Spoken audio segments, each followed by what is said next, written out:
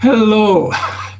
Hello, everybody, and welcome to this week's offering of the Wisdom Factory series that we're calling Conversations That Matter.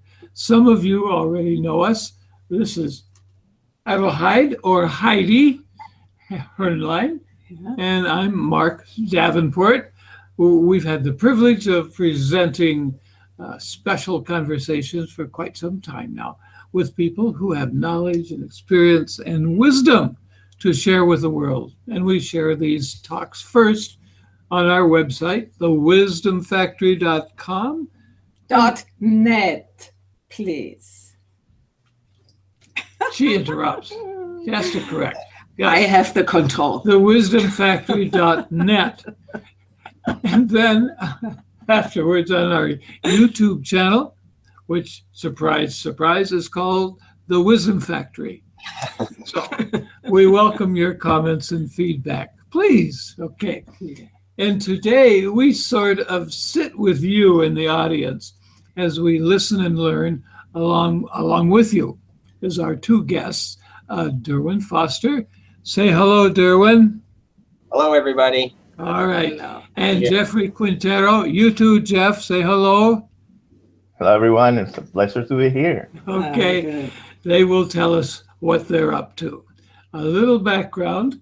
Durwin, CMA, CCC, is a Canadian counselor, researcher, and writer with a strong background in mindfulness-based and integrally informed approaches to psychology. He has worked with Ken Wilber, a pioneer of integral theory, in the development of applications of integral theory to counseling and psychotherapy. While studying mindfulness in graduate school, Durwin was invited to an invitation-only conference with His Holiness the Dalai Lama on the topic of contemplative practices and health. And a few months ago, he appeared with his remarkable octogenarian father, Christopher, in another series we called Conscious Aging, where we got a little taste, I should say, of Durwin's work, which we'll be hearing more about today, as he collaborates with Jeffrey Quintero.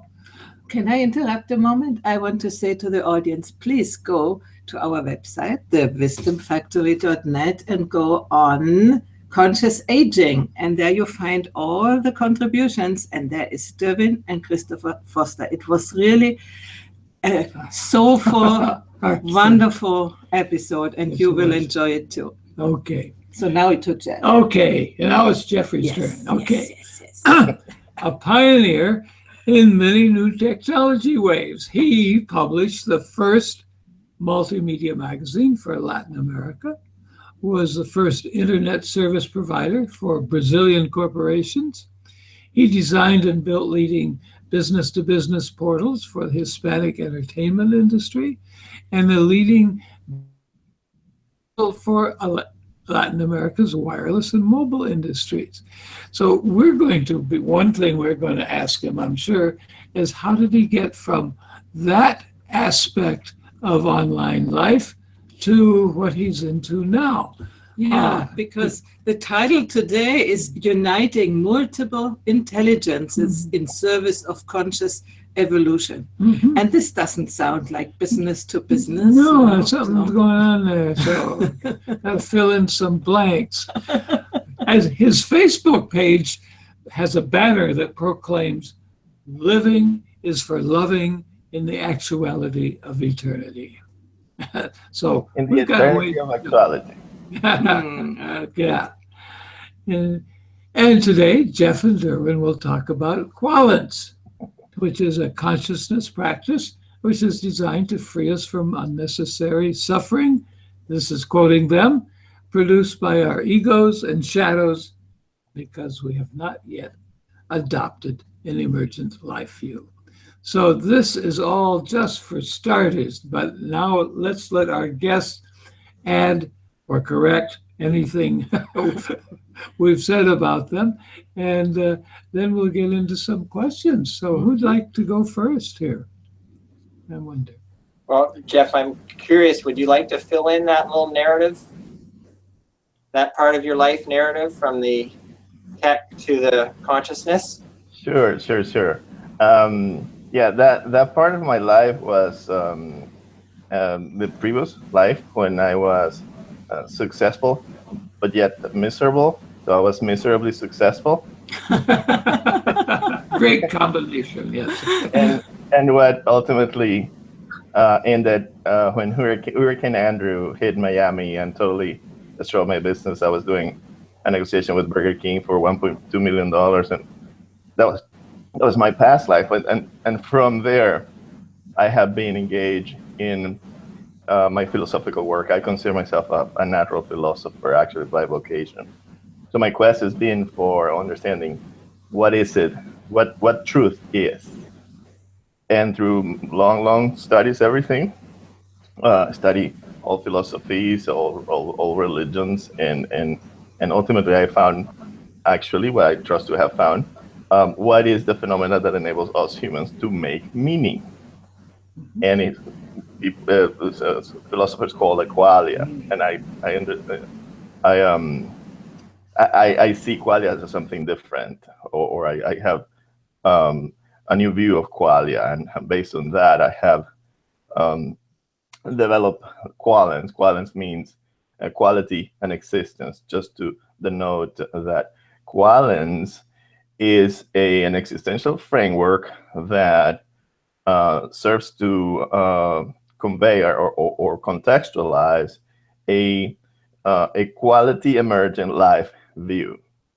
So it is a view of life where quality is emergent, and it emerges through the different what Ken Wilber would call the great chain of being, from the source into spirit, into conscience, into soul, into body, and through that. But also, uh, it not only integrates this ancient wisdoms, but also is compatible with the way that emergence occurs in the physical aspect, as cells emerge from molecules, emerge from atoms, and emerge from subatomic particles. So there is a convergence of our understanding of physicality and our understanding of spirituality, integrating all wisdoms of the world. It is quite abstract, and it's very difficult to understand at first. But simply, I like to say that equalence will enable us to understand how quality emerges from an absolute source in and through each of us humans and throughout all of humanity into the world. It explains that continuum. And as we sense this sense of quality, we use language to express all these insights. And this is basically how we then realize the value of our existence. This sense of quality, we put into significance, we express in language, we construct knowledge. This is what the qualence enables us to do. But of course, it's very difficult because we live like fish. Like fish is embedded in water, we are embedded in language. And that's very typical. So the long story short is that I have spent 20 plus years developing this framework on my own, by myself, with the great help of Ken Wilber's integral approach, and Barbara Max Hubbard's conscious illusion, Edward O. Wilson work on consilience, the unity of knowledge. But I have done it on my own, and I have been very fortunate to have Durwin collaborate with me, and looking that the qualence is developed with consistency of Ken Wilber's work. Well, that's great to hear. And finally, we have something to thank Hurricane Andrew for. It's changed your life, which is probably good for everybody here. But yeah, I was curious about how you and Durwin hooked up and got together and started this joint project. Sure. Well, I can say from my side, I was working in the corporate environment as well as a counselor with Morneau Chappelle, which is a big consulting firm here in Canada. And they just increased our workload 18%, and it was already a fairly challenging job, and they just sort of so yeah, I'm chuckling, but it was actually kind of traumatic. And so I went into, and I had sort of thought, so I went into kind of an existential depression at that point, or existential crisis, when I realized that that pathway was not going to lead where I was hoping it would. So that's around that time was when I think, Jeff, it was LinkedIn that we connected, and Jeff was on LinkedIn and talking about his I goodness approach, with this focus on goodness, and he had the media background, but I thought that was quite interesting, and then we started to dialogue about it, and yeah, so absolutely, I had come from working with Ken and kind of integral theory, integral practice, and then really important for me to work with Jeff and be sure that I didn't stop at a theoretical understanding. So even though Jeff's work sounds very theoretical, sounds like it isn't actually. It's about pointing to a process of life unfolding. So as I've understood, Jeff, you will also offer us a process maybe a little bit later, because you are talking about it. What is it? You are talking, you're very connected in working about it. So could you a little bit explain what this it is? It referring to Koalas, Durwin? Is that when? Yeah, to the whole subject, what you are talking about, what should come out of it, what is it, a little bit more around it. Okay, so it then would be what the existential framework, which I'm referring to as Koalans, it, and it is something that that keeps on growing as it keeps on revealing more and more and adjusting, and so it's an existential framework, but basically it is a way that will enable to recontextualize our understanding of existence, and there's a distinction between our understanding of existence and our view of reality, or worldview of reality, in that our worldview of reality is comprehensive of what we already know, but there is much of our context of existence that we do not know. In particular, we all are aware that there is a sense of the spiritual and that there is a sense of material that we can feel that both exist, but we do not have a reality, a worldview where these things are integrated. They are dissociated, and that's the root of the dissociation of the spiritual and the material in our worldviews, is the root of the existential crisis. So this Koalans is an existential context that expands our sense of value, so that then we can begin to get the necessary significance for integrating our insights about the spiritual and our insights about the material, and creating what would be a spiritual to material cognitive continuum. So it is an existential context that will help us develop the integral truth about how the spirit emerges and creates the material world. And that's the more and more for the last 20 years, I have been more and more validating this. And even right now, I'm working with Nassim Haramein, which is somebody who has a breakthrough in integrating our two dissociative physics. And what fascinated about when I found his work is that when he was 8 years old, he already redefined the meaning of existence.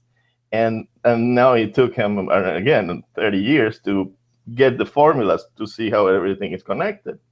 And for me, that was something that, finally, somebody has done it. Because if we don't have the formula, the mathematical formulas that gives this new sense of existence, then my work is not going to have a way to validate it in a way that is coherent with science. So I'm fascinated by being working and understanding his work. So again, it is a new existential framework to recontextualize the way we correalize our sense of reality. All right. Well, that would be a great gift to be able to spread the word about how consciousness and science, are able to complement and expand both concepts and grow. I go even further. We have such a hard time with reality. I mean, a normal person thinks reality is what is here, what they see, and hardly they understand that, for instance, mathematics is not, it's not material, and they think, it's real, but it's not real. So this is such a huge confusion about what is real and what is not real. And I think it is important to figure out what I think subjective reality and what more objective, if the objective exists at all. I don't know if you want to say something about that. And the other thing I wanted to ask Durwin, you said something about good. Is it based on good, what your approach is, or where does it start? What are the premises of your work? You're asking Durwin, or? Yeah, both. I mean, you have collaborated, so. Well, I would just say one thing. You're talking about Koalas as an it, and the map is an it, right? It's a map. The map, the territory that it's mapping, takes us through all these.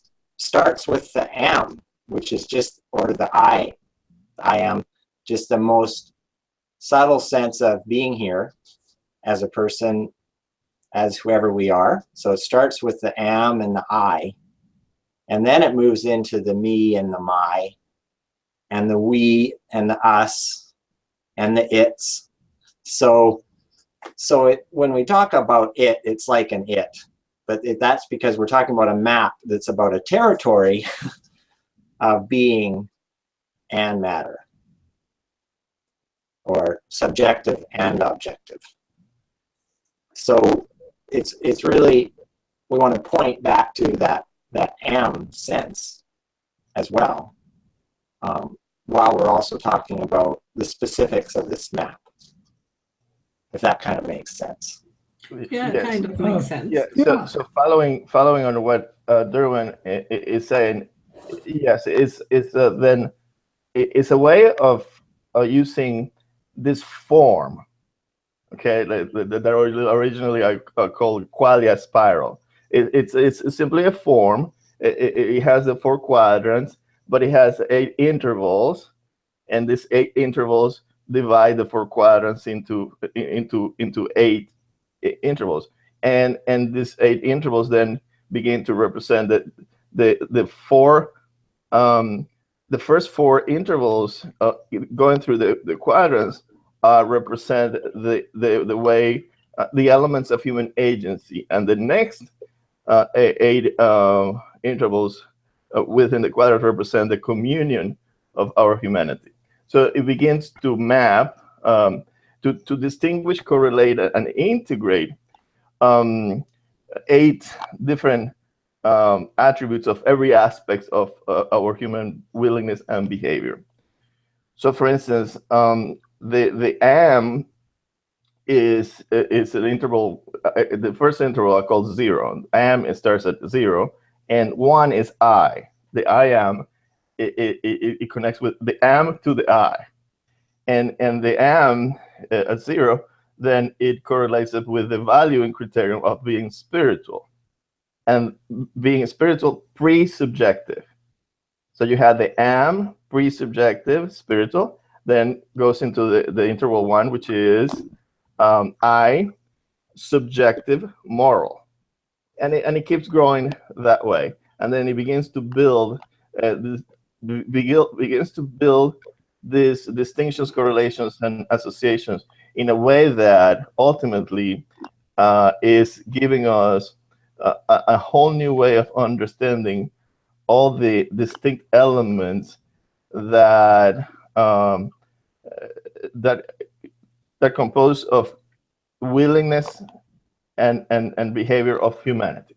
So it begins to show us sort of like the laws of consciousness, like physics will show us the laws of nature.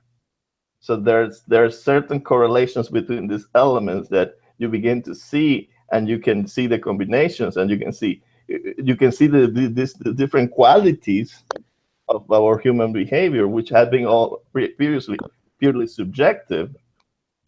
Now you can see how they are formally interconnected, and because you can see how they are formally interconnected, now we can understand the function that these elements are actually creating.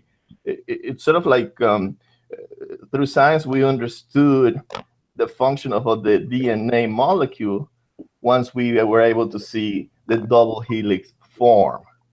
So this is the form that explains the function of humanity's consciousness. Not human, but humanity's consciousness. Okay. Wow, that sounds great. Yep. Huge. Yeah, I'm wondering if we could come back down to something more concrete, and maybe this would be a time to start the practice that you promised us. Okay. Yes. To bring it down to something like get a taste for what this is. I'd love to.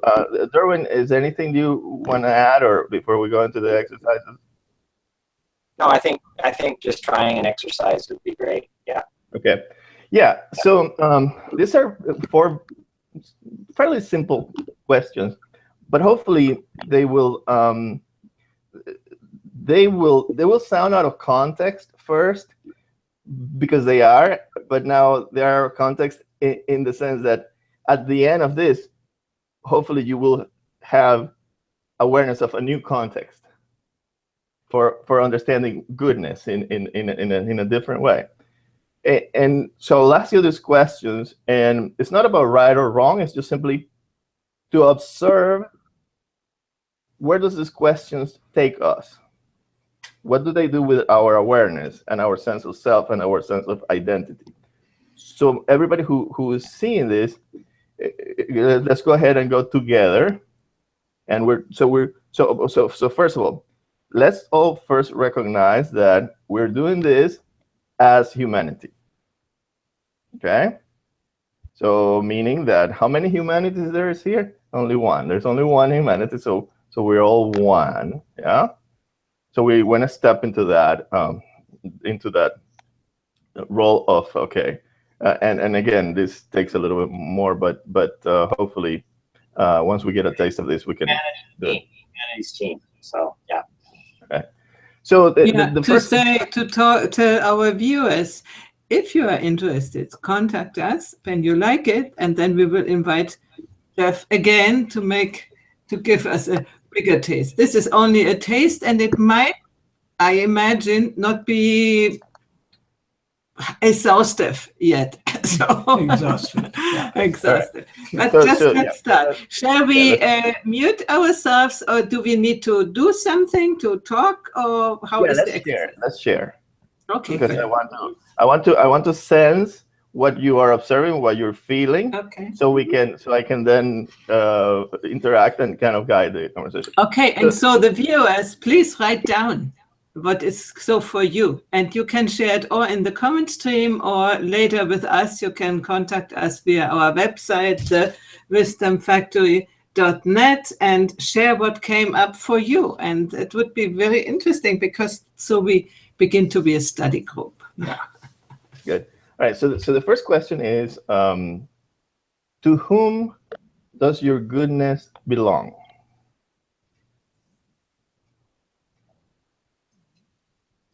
Oh, Yeah, I never thought of that. No. No. Feels out of context. Well, goodness, that's a moral question. So that involves certainly others, not just myself. but it's your goodness. So My goodness? he said, to whom does your goodness belong? My goodness. Right. So, semantically, right? Yeah. It's your goodness. So what's the question? It's if my goodness belongs to me. So where's it taking us? To whom does your goodness belong? How can we answer? What different alternatives alternative answers could we give to this question? You said like it already involved others, and involved others, right? How else? What else? It depends how you yourself see yourself in the context. If you are part of humanity, then it doesn't belong to me at all. It's given to me, or I can use it, or something like this. But that's the key. Mhm. That's the key. It already takes you to think about what are you part of, Yeah.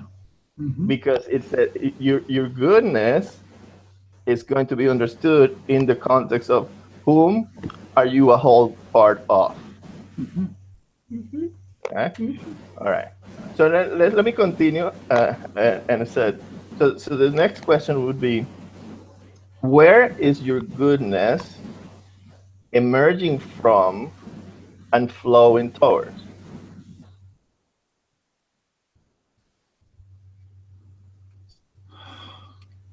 Oh, my. where is it emerging from? It's a different question than where is it emerging? Because the emerging, I would say, in my being, in my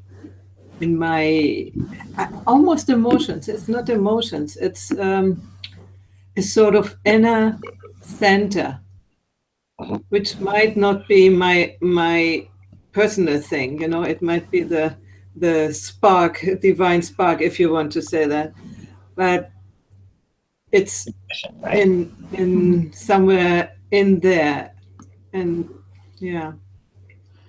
You? For me, I had trouble with the directionality there, because it seems to me that the direction doesn't make much sense. It goes in both directions. It's not just from me; it's also from out there, from others. I won't know goodness without what I learn from others as well. Right. For example. Being your goodness that is emerging from and flowing towards. So I'd like to say that both of these questions have only 3 possible answers, and they're the same, and everything is explained by understanding that. To whom does your goodness belong? To the source, to you, or to others? Yes. Where is your goodness emerging from? from the source through you towards others. Yeah, certainly. So now we can see that the sense of goodness as something that is emerging, but it's not only subjective. No, and it can also be influenced. I was thinking, you would first think, now others know, but the others are influencing on your goodness. So they can alter it. So it's sort of from all three sources in some way, maybe some more and some less, but all right. So let me continue so we can elaborate. So the next question is, what does your goodness specifically consist of? I think this is more personal. Oh. Well, maybe this is a cheap shot, but I just want to say love. You know, not cheap at all. Yeah. Okay. Yeah, it's basically all the qualitative attributes of you. But specifically, in Qualans there is a particular aspect which I call the inherent goodness attributes, the types. There's types and there's kinds, and specifically, it is about your spiritual insights, your moral virtues, your emotional talents, your personal skills, your cultural ideas, your ethical decisions, your social capacities, and your material roles. And this encapsulate very specifically and the currencies that make you valuable, hence your goodness. Okay, and there's a way of mapping this, and it explains a lot once you see that all of the other elements. There is a map that's similar that we've given on the website, so it's a slightly different way of saying what Jeff's saying right there. You know, we could think about it as our gifts, our capacities are these multiple intelligences that we can have and cultivate. Our spiritual intelligence, our moral intelligence, our emotional intelligence, our physical intelligence, right? Cultural intelligence, ethical intelligence. These are different dimensions of our goodness. Yeah. And also adding then that now we have a way to distinguish an insight from an idea, a spiritual order insight to a cultural piece ideas, or an intellectual idea, and again all this, the virtues and how they emerge. Tell me more about that. I don't understand. What is the difference between idea and insight? That would if we go into there, then it's going to be too extensive. So for that I would we could do, because that's precisely what Qualans enables us to do. Enables us to distinguish, correlate, and integrate what we regularly call values. So ultimately, Qualans will enable us to okay. So right now, one of the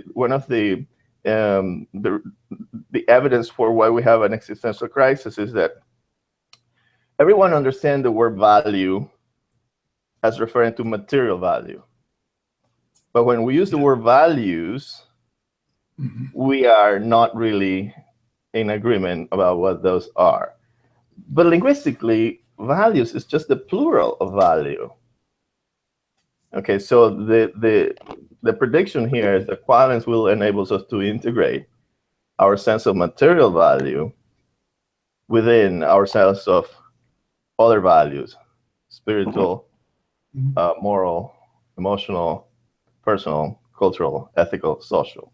And that it gives us, again, these 8 dimensions of qualitative value. Yeah. And within those 8 dimensions of qualitative value, we are going to remap the qualitative dimensions of our physicality, length, width, and the other the qualitative again, it is coherent, it is compatible.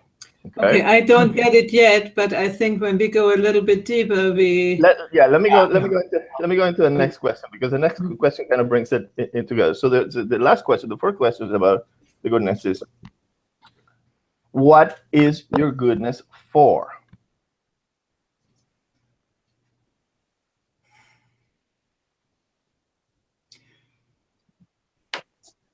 I think this is also multidimensional. Yeah. It's good for me. It's good for others around me. And it's also good for our animals around us, for nature, for the bigger picture, for universe. So what for is your goodness? What for? What does it do, or what? Yes. Not for whom or for what is it good? No, what is it for? What is it for? Let me understand what the question is. What is it for? Remember, there's no right or wrong. There's no right or wrong. Mm-hmm. But it's a curious thing to ask. Yes. Yeah, because the questions are by no means clear. They seem so clear at the first moment, and then oops. Okay, so the way that Koalas will answer this is, your goodness is your potential to do goodness, to cause more goodness. So here we put goodness in as a potential. Koalas sees goodness as a potential, right? So our goodness is our potential to cause goodness. Mm-hmm. Right now, then we said, okay, but causing goodness, how do we understand what causing goodness is? And then the insight is, goodness is a shift in order. A shift in order. Mm-hmm. Goodness is a positive shift in order. Okay. So when we come and we do something and we see a positive shift in order, we have an improvement. Mm-hmm. Okay? So goodness is your potential for causing life improvement. So positive change in order. But how do we recognize a positive when a shift in order is positive? Yeah. Because it goes in the direction of chaos to harmony. And that we know intuitively. Yay, towards harmony. Yeah. Okay. From chaos to harmony. Well, mm-hmm. To me comes that's eternal cycle, no? We are doing that all the time. Right. So goodness is your potential for causing improvement. And improvement is a positive shift in order. A positive shift in order is a shift that goes from chaos to harmony. Mm-hmm. And that we recognize intuitively. Well, So when we see that, we will recognize it. Yeah. And Heidi, you were talking earlier about when Jeff was asking, I think it was where it was emerging from, that it felt like it was an intuitive, it was emotions, but that wasn't quite it. You said there was something sort of an inner center, which would be more this intuition, right? Yeah, this is, I could also say it's a sort of a point, a part inside, which is not local, but normally it's more down in the belly or somewhere. It's non-local, right? It's prior to location. Yeah, but it's something which is, I experienced this, it's something which is pushing me to do things, even if I wouldn't do that. For instance, doing this stuff here, being public, and who knows who sees it. Yeah, this is what hard. They say about us, we are stupid or whatever. I would never have done it before, but then there came some sort of an urge an impetus to do something, to do something different than being only in the farm and taking care for animals and for the plants, which is good, but it seemed to be limited. And so, and this is a push, which then leads to learn new things, to do new things, to be different, and to develop yourself. Because, if I was always preoccupied, because you see my wrinkles and I don't like to be, if I was preoccupied what people say about me, what an old bitch or something, I wouldn't do this. But this is for me has become a possibility to grow and develop. But it's not because I sort of have decided this on my writing board. It was sort of emerging, coming up, and then he came into my life and he gave me the support. And now I'm pushing him to do it too. There's a difference between support and push. Okay, come on. No, because alone probably I wouldn't have done it. Yeah. And but this is this you can call it a voice, also it's not a voice, but a part which is recognizable intuitively, which is sometimes very nasty because it says to you you should do something and you don't really want, and so this is Yes, it's the impetus for self-actualization. yeah, For I would self-realization. say that. Yeah. And it's something that we acquire once we go above survival. So that's the key. The key is that people can engage in this. Is people, of course, that live above survival and want self-realization, self-actualization. Now, the reason why there aren't as many people self-actualizing is because we do not have a context where self-actualization doesn't necessarily mean self-sacrifice. And what is important and valuable about this sense of goodness is that it begins to give us that context. It begins to give us that perspective that your goodness is actually your potential to do good for others. Yeah. So here's the great realization, and I trust and I claim that the purpose of every human being is the same: to realize their goodness for the benefit of one another, their goodness potential. Now, here's the distinction: everyone, same purpose, but everyone has a unique potential. So we all have the same purpose. We all have a unique potential. No one can realize your potential. Only you can realize your potential, your goodness potential. That's about the universal and the particular. So, Yeah. right?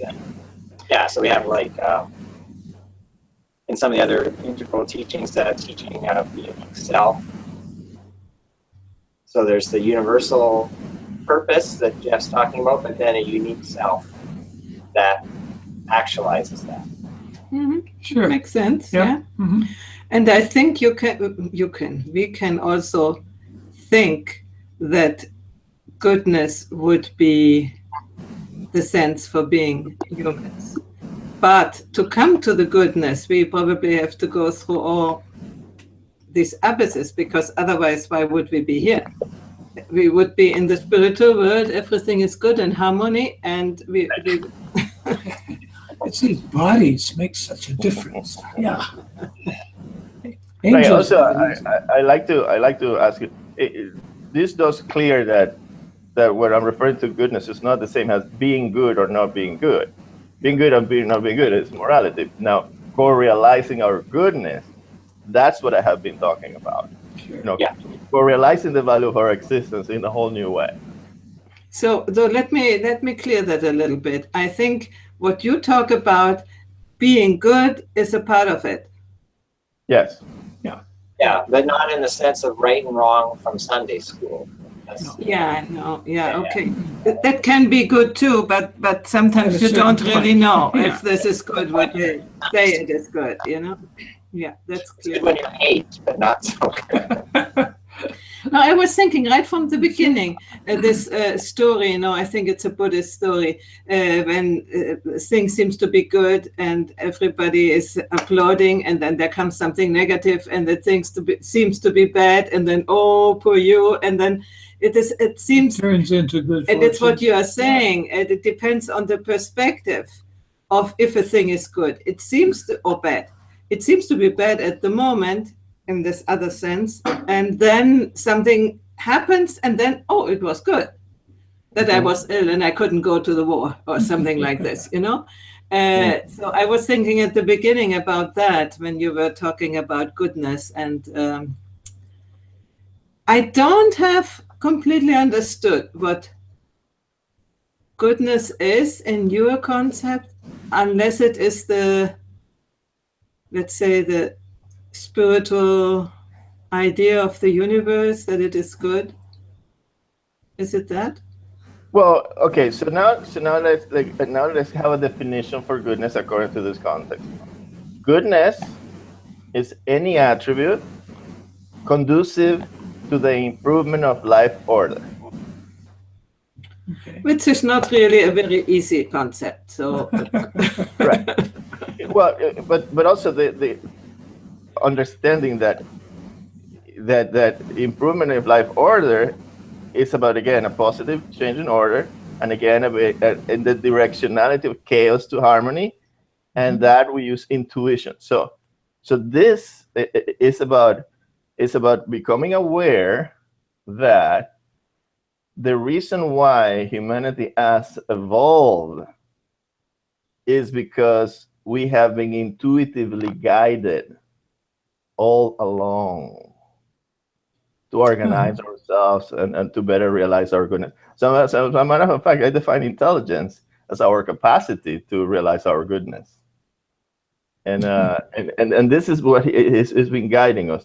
So there is a qualitative directionality that guides our evolution, and to that we're connected intuitively, and that is what basically, the divine will is what I would say. Yeah, that sounds sure, like that spiritual teaching. Yeah. Yeah. Okay. Yeah. Right. So Okay. then let's bring it a little bit into the transcendentality, or like what we're saying is that the existential crisis that we have is taking it into a rational fundamentalism. This is the problem that we have, is that we have materialist fundamentalism from science, we have religious fundamentalism, we have market fundamentalism. It is basically the groups within the particular field attaching their rationality to the principles and then devaluing everything else outside. That's kind of where we are stuck. Okay. So for instance, in religion, so now having a new understanding of what Qualens will present what spirituality is, for instance. So let's have a definition of spirituality that comes from Qualens. Spirituality is our capacity to align our free will to that universal sense of qualitative directionality that could be God's will or the divine will, right? Wait a minute. How do we know that? Well, here's what Qualens also informs, is that there is a qualitative directionality that is oriented by 4 ideals: the infinite, eternal, perfectly harmonious existence. Infinity, eternity, perfection, harmony. So could we say that the divine will points towards an infinite, eternal, perfectly harmonious existence, paradise? Yeah. Right? So spirituality is our capacity to align our free will towards an infinite, eternal, perfectly harmonious existence. Okay. Yep. And that is, and so the goodness that I'm speaking about is in that context. So what Qualens will enables us to do is to break through our rational fundamentalism and begin to engage in that space with that new function, which we will call transcendental intentionality. All right, let's go there. Do it. Yeah. Right. So now let's think about it. But this is going to happen because there are loss of consciousness and this loss of consciousness are triggered when people adopt the paradigm. So when people shift from the perspective of the particular self to the holonic self, what happens is that we unify our consciousness. And when we are unifying our consciousness, the experience that we have is the same experience that we have when, think of an island, the people in an island, all of a sudden a tsunami is coming, and they unify all of them as if there was one family. They don't know each other, but they love each other and they give their lives for each other. This natural instinct to unify, this is what happens when we shift from the particular self to the holonic self, and we become unified in our consciousness. Unification is basically, it brings us all into the same boat. So we all kind of become imaginal selves trying to create and save our organ, or our organism as the human species. And in that, then is when we can shift from being competitors for life survivals to being co-realizers of life fulfillment. Mhm. And life fulfillment, by definition, is fulfilling our goodness potential towards the benefit of one another. Okay, I can get that. Now my question is, doesn't it require, let's say, evolved people to be able to adopt that? Or how do you see the application of that to humanity? I mean, to more or less all people. To the world. Well, what it requires is open-minded. Yeah, who is open-minded? I mean, Yeah. Well, you and I, of course. Well, sometimes, yeah. yeah. but also open-minded, and this is something that is going to be more like generational, sort of like the world's been different since September 11. We have awakened, and we have gone into crisis. But the generations that have grown from there, that were kids, which are now the millennial generations, this is a whole global generation who is very well aware that things have to change. And they're very well aware that what their parents, the way their parents were looking at religion and science is not the way they are looking at religion and science. We need something better. So generationally, humanity is growing to become very ready to engage in this consciousness shift. So sort of like this is the paradox, right? That in order to evolve, we need to have evolved people, and that's how do we do that? But what needs to happen is that okay, so we need to change our behavior collectively. In order to change our behavior, we have to have the willingness. In order to have the willingness, we have to have the awareness. In order to have the awareness, we have to have the context to take the perspectives. And in order to have the context, to have the perspectives, we need a new theory. And that new theory is what gives us the framework. The framework then gives us a way to start taking the perspectives. The perspectives expands our awareness. The awareness elicits the willingness, and that willingness begins to be expressed as new behavior. I agree for people like us who are very interested in theory, and we come from theory, and other people who don't give a about theory. How do you reach this? Well, it goes like this, right? Are you familiar? Go ahead. Yeah. Are you familiar with the people who call themselves spiritual but not religious? For sure. Sure. Right? So this is something that is a trend, right? Okay. And so and also the hunger for understanding consciousness, right? All over, particularly again the millennials. So this is kind of the first wave of people who are going to begin to engage in these kinds of transformation. Okay. And as we begin to then use the internet to begin to replicate these experiences, right? So right now there's us having this experience and exploring, and there's a lot more that we can begin to work on.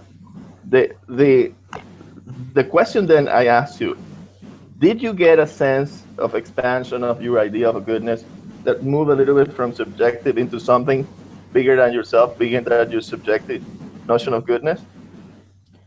Tonight, Yeah. as we spoke. Yes. Yes. I think, yeah, and in a certain way, because the questions for me were surprising, and they brought me into, never thought about it, and how do I answer to that? And I needed to go into me and look to this point somewhere, and to find out. I don't think I have given a complete answer to that, but it is like a little spark, which is going, and I probably will dream tonight something. Yes, and that has, the seed has been planted in yourself.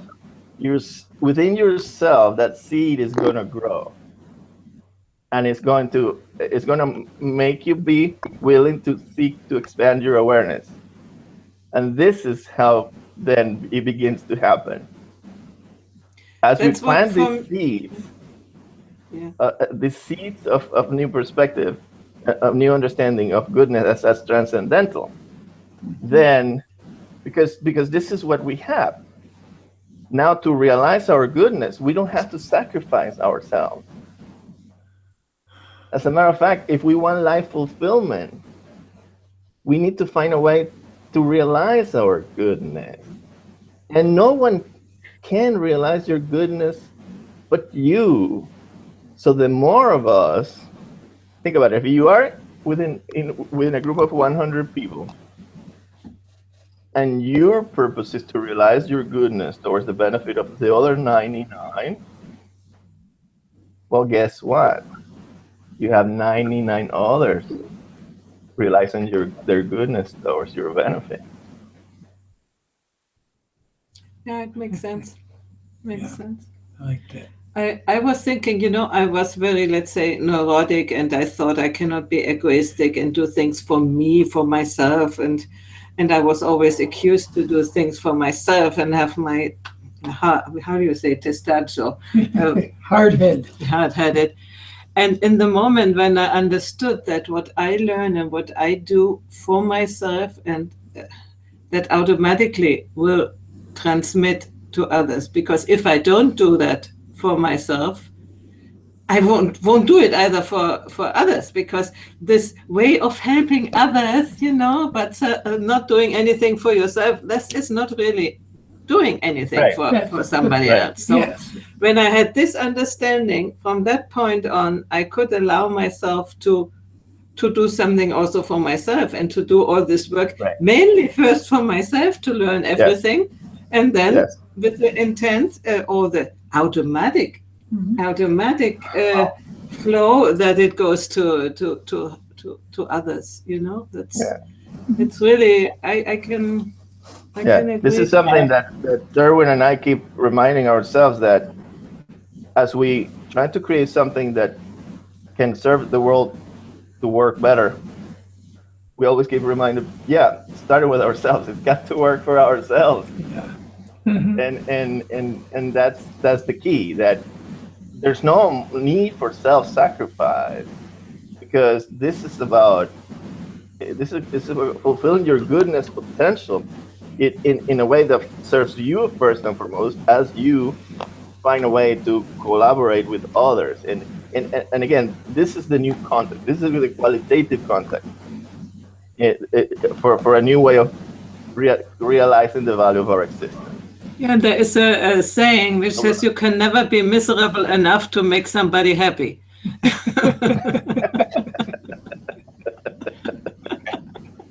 It's true. I mean, it's absurd, this idea which many women had, that they have to sacrifice themselves for the children.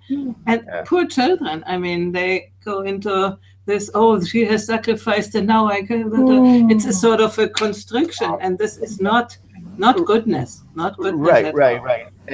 And that basically is happening, or still happening, because everything that we have done as a humanity, the world that we have constructed, everything that we have learned, and all the knowledge that we have done it from the perspective of being individual human beings, Yes. agents of our humanity, and that is just the half of whom we are, or not, just a part of. So that's the partial view of our existence. So now when we begin to see the wholeness of our existence as that we are whole parts of humanity as a whole, and we begin to see all these different dimensions and how they are distinguished, correlated, and integrated, now we can see a way there where we do not need to sacrifice ourselves, because now we have a bigger context in which we can shift from competition for life survival to co-realization of life fulfillment. This is wonderful. This is great. And I think really this is a good point to conclude this conversation. We are at the end of the hour. But Really, we are. Yeah, I That was definitely quick. would like to talk with you, with both, and also with Durwin about my beloved Jordan Peterson. And this idea of sacrifice. And his idea, of chaos and order and all these things. I would love to continue this conversation, and hope who is watching this will too. And please connect with us and with both of them. I mean, today Jeff has talked more because it's sort of his baby, as I understood. Connect with him. And see his videos and ask him questions, as I did, when you don't understand, because the theorists have this little bit of, they are too much in their theories, and then the normal people think, oh, what does that mean, And so, how did I do today? Wonderful. I could ask you, and you told me, and I could understand. This is wonderful. I think philosophy should be taught in this way. So let me also say, this is the first time I am talking publicly, and thank you to my friend Durwin. He's been nudging me for a while. Oh, good. All right. So, Great. It is definitely worthwhile to be known, and I hope we will have occasion to go deeper a little bit in it. Yes, I would So like that very with much. that, I leave you, and I tell to the people who see it on YouTube, go over to the wisdomfactory.net and find their page. Jeff, I think it begins with Durwin Foster and Jeff Quintero. You will find it under Conversations That Matter. And there you will find also, we will do a timestamp. We will say, I will do the timestamp. he will do Come it, on, yeah. He will listen patiently, learn a little more by re-listening.